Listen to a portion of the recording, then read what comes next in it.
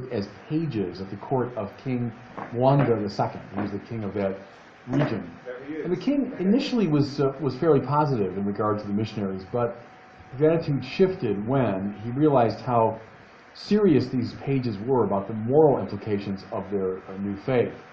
King Mwanga was used to getting what he wanted from his court, and he approached some of these young men for sexual favors, and these new Christians resisted him. He was so angry that he proposed a terrible choice to them. Either you renounce your Christian faith, or you die. And the great miracle is that to a person, all these new Christians refused to renounce their faith. Joseph Mukasa was a leader among them, and he stood up to the king and was killed outright. The rest were marched off to a place called Namugongo, which is many miles outside of the capital city.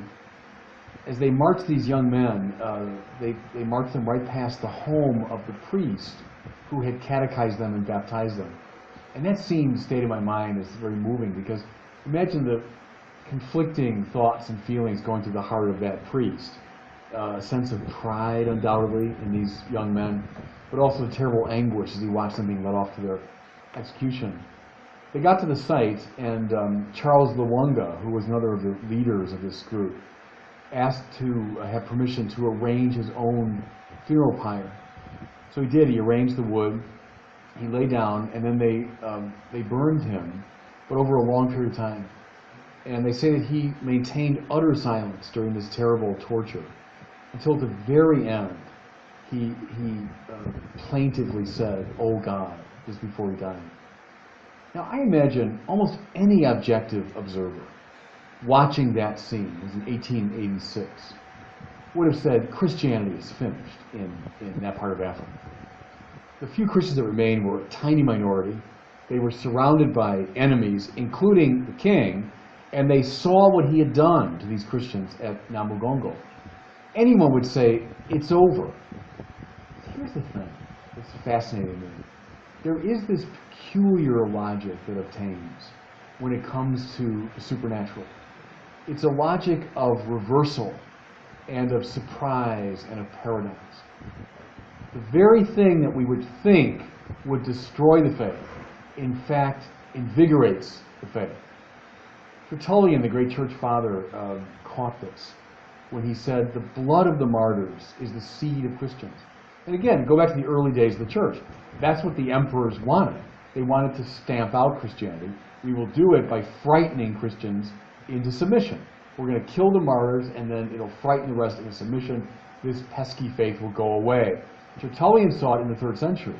The blood of the martyrs, in fact, is the seed of Christians. That's how the church grows. Why does this logic obtain? It obtains because the supernatural is not controlled by the logic and laws that control the natural. It witnesses to a higher realm. And see, the death of the martyrs does that. It indicates this higher reality. Well, just last week I was filming for my Catholicism project, and I was privileged to be at Namugongo. We went there to film the great liturgy that's held every year on June the 3rd, the Feast of the Martyrs, the day when Charles Lwanga and his friends were killed. And it was one of the most deeply moving things I've experienced in the 2 years of filming around the world. 500,000 people come into this space. The basilica is built like a funeral pyre. So it's meant to evoke the funeral pyre of Charles Lwanga. That's there, you can see it. And then there's kind of this bowl that opens up underneath that, and it's filled now with 500,000 people for liturgy. And the liturgy begins with this extraordinary procession. These 3 strong young African men in full kind of Roman acolyte, garb with the cassock and surplice, and one of them holding a cross, come in with great solemnity and stateliness. I remember thinking as I watched them, that's Charles Lwanga. He would have been about that age, And these young men come in with great solemnity. Then right behind them, though, is this extraordinary row of dancers who are engaging in this wonderfully lively African dance. So first there was a group of women, and behind them were men. And the men were wearing leopard skins and feathers, and they had these bells around their knees and ankles. So as they danced, they were making these sounds. They had these great horns that they would blow, and this tremendous energy and festivity.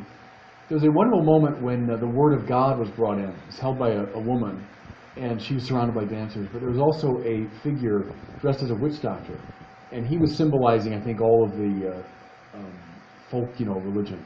And as he looked at the Word of God, he sort of trembled and expressed fear. The Bible was bringing a new power. Behind all the dancers came this huge long line of concelebants, and then the bishops at the very end. They're all swathed in the red robes of the martyrs, evoking the blood that was shed that day, in 1886. Well, as I watched this scene, I'll confess that many times tears came to my eyes, and I was very moved, because just over all this exuberance, you can see the top of the basilica that's right on the spot where Charles Luanga was burned at the stake, and where he uttered that long, plaintive, "Oh God," before he died. And I kept thinking, would he ever have imagined, as he was dying that terrible death, that one day 500,000 people would gather at that spot, that there'd be this beautifully energetic and victorious dance? Would he ever have imagined it? Of course, maybe he did. I mean, maybe with that wonderful Christian imagination that's full of surprise and paradox, he would have seen, this truth. What kept occurring to me all during that experience, especially during that procession, was that Tertullian had it right. The blood of the martyrs is the seed of Christians. Looking at that 500,000 strong crowd, also realizing that now there are 400 million Christians in Africa. And in some ways, it all came from that spot. They didn't kill Christianity at Namugongo. That's where it came to life in Africa.